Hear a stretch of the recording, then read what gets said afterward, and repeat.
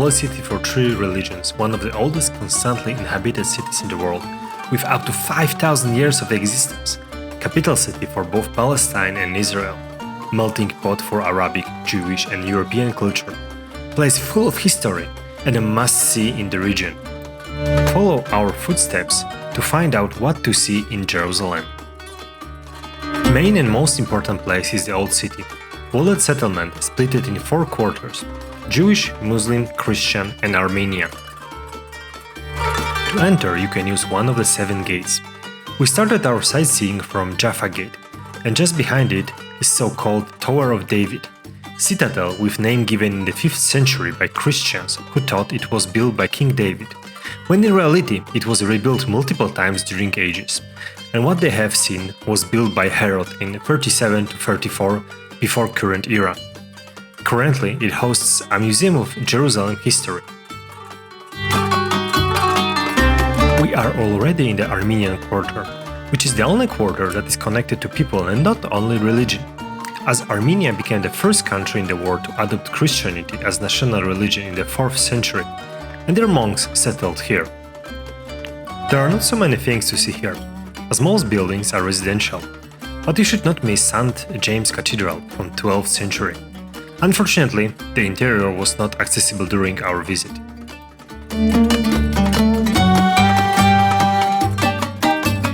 Next steps we take to Christian Quarter, starting with Muristan Market, area with a dozen shops, fountain and plenty of restaurants. But as this is a super touristic area, going deeper into the city will give us better prices and tastier food.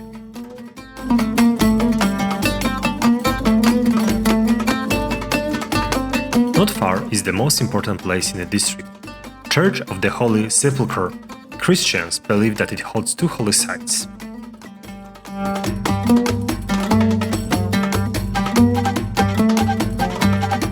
Golgotha, where Jesus was crucified,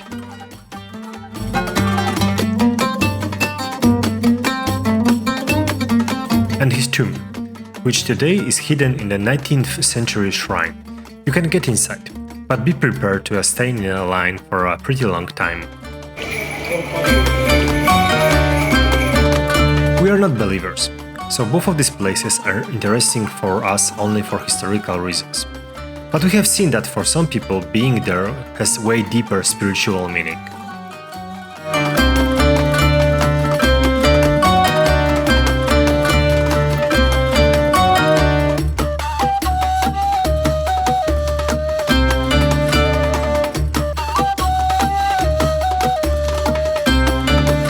Next steps we take are already in Muslim Quarter, largest and with the biggest population.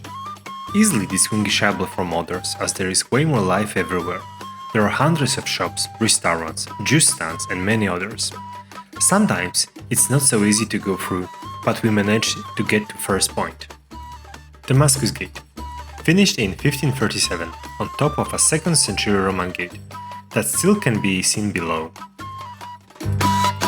Outside of the gate is a popular gathering spot for Palestinian citizens, for adults to chat, for kids to play games.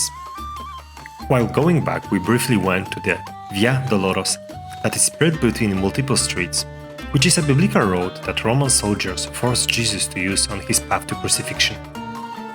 We got to the Church of Condemnation, where Jesus was beaten with a whip, and further to Church of St. Anne, that we are told to be a birthplace of St. Mary, Jesus' mother.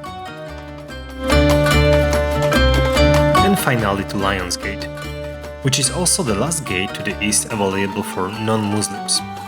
Area starting close is called Temple Mount, which is an area holy to all 3 big religions, but currently controlled by a Muslim community and hosting Al-Aqsa Mosque from around 700 current era and Dome of the Rock, mosque finished in 692 and rebuilt in 1023. Oldest still standing Muslim architecture. To get there as a non-Muslim, it is only possible using one entry point, opened daily between 12 and 1 p.m. They are very strict about this time, and you need to be aware that the queue to enter can be very long. We managed to walk around just for a few minutes.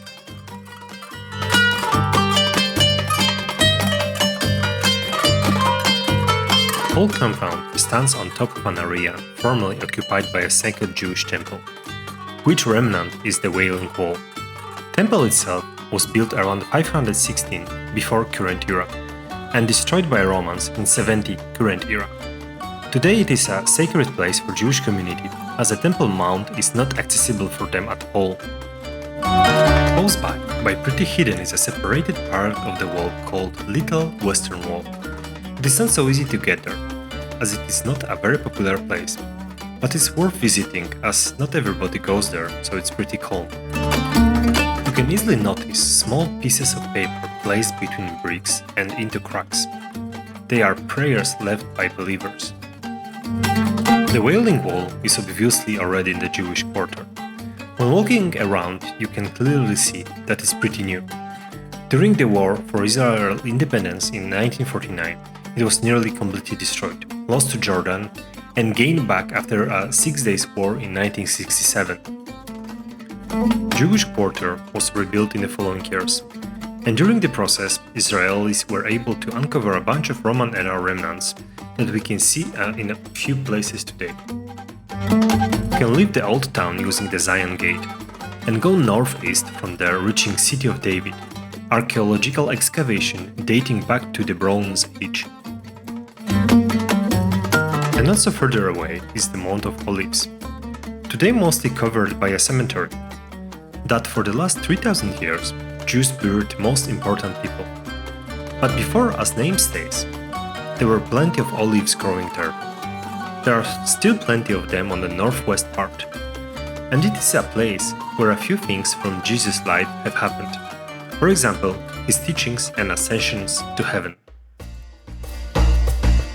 To reach Bethlehem from Jerusalem, there are two cheap options, and both start from the bus terminal close to Damascus Gate. 5.5 shekels paid on board will get you with the bus number 231 to the middle of the city, and 234 to the checkpoint in the north. We used first to get inside and second to leave. Bus 231 stops about 1500 meters from main sites, and we had to walk a little bit to reach them. Don't listen to taxi drivers, it takes just 20 minutes. And it is a very interesting walk through local markets with plenty of small food stores that we suggest you visit. It's cheaper than in Jerusalem and very tasty.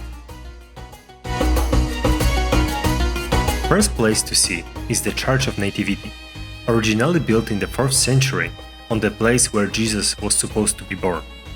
Although newest findings suggest that he was born in a different Bethlehem, one in the north of Israel, in Galilee, just 14 kilometers from Nazareth, and not 145, which makes more sense in case of travel in late pregnancy or with a newborn baby. Yet facts seems to have no meaning for believers, and they come here in masses. Milk Grotto Church stays around 200 meters away and is believed to be a place where Jesus' family had hidden before the massacre of innocents, where all male kids up to 2 years old were killed by the order of Herod the Great. Wikipedia suggests that there were different numbers of kids killed during the process, from 14,000 in Greek liturgy to 144,000 in Coptic. We're looking at the size of the city. It could not be more than 6 to 20 kids. But all religions love to exaggerate.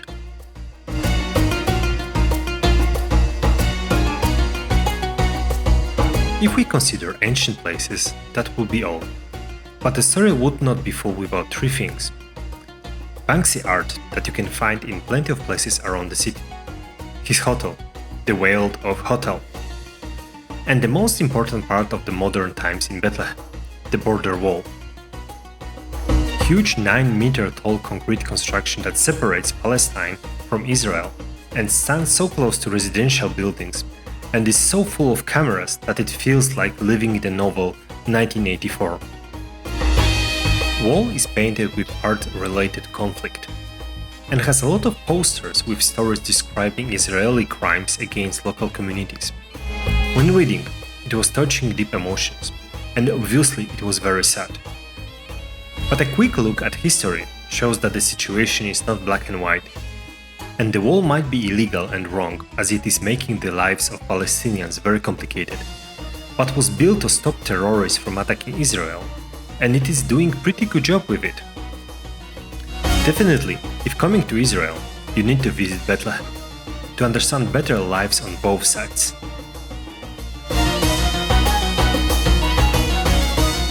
See you in the next video!